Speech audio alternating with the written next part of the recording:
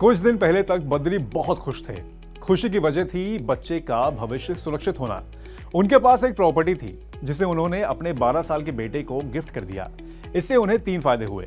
एक तो हर महीने की इनकम बन गई क्योंकि प्रॉपर्टी किराए पर चढ़ी हुई है। बच्चे का फ्यूचर सिक्योर हो गया और किराए की कमाई उनकी इनकम में नहीं जुड़ेगी तो ज्यादा टैक्स भी नहीं भरना होगा। लेकिन बद्री की यह खुशी ज्यादा समय तक नहीं रही। उनके एक परिचित ने बताया कि बच्चे का भविष्य भले ही सिक्योर हो गया हो, लेकिन टैक्स तो तुम्हें भरना ही पड़ेगा। प्रॉपर्टी तोहफे में देने के बावजूद बद्री की अपनी जेब से क्यों टैक्स जाएगा, ये उनकी समझ से बाहर है। आइए जानते हैं ऐसा क्यों होगा।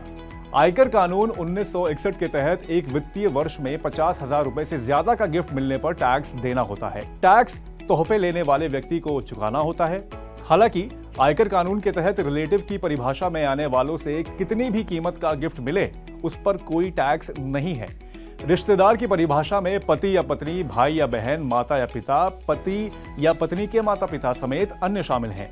बद्री ने अपने बेटे को प्रॉपर्टी तोहफे में दी है। ऐसे में प्रॉपर्टी गिफ्ट करते समय दोनों पर किसी भी तरह की टैक्स देनदारी नहीं बनेगी।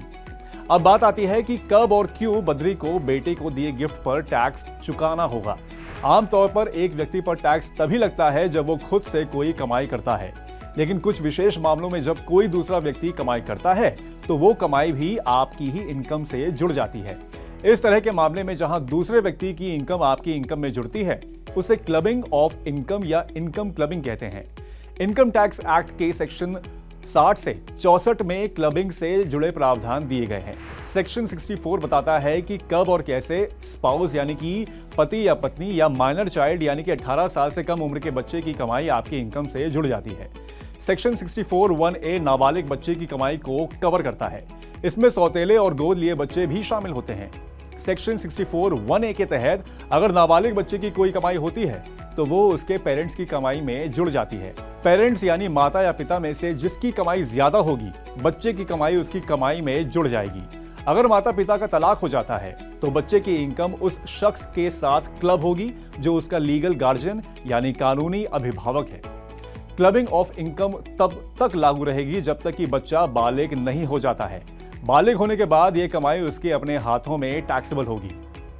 आयकर कानून के तहत 3 ऐसी स्थितियां हैं जब नाबालिग बच्चे की इनकम माता या पिता की कमाई में नहीं जुड़ती है। पहली सेक्शन 80U में बताई गई दिव्यांगता यानी कि डिसेबिलिटी से पीड़ित बच्चे की इनकम माता या पिता की इनकम के साथ नहीं जुड़ेगी। दूसरी, अगर बच्चा कोई मैनुअल वर्क करके कमाई करता है तो ऐसी इनकम भी पेरेंट्स की कमाई में नहीं जुड़ेगी।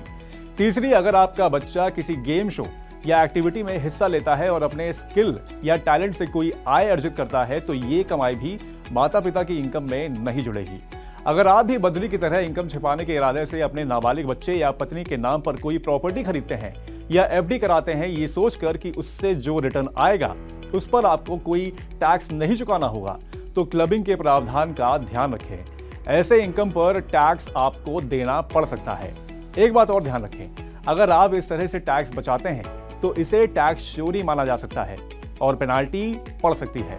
यही नहीं, मुकदमेबाजी तक की नौबत आ सकती है।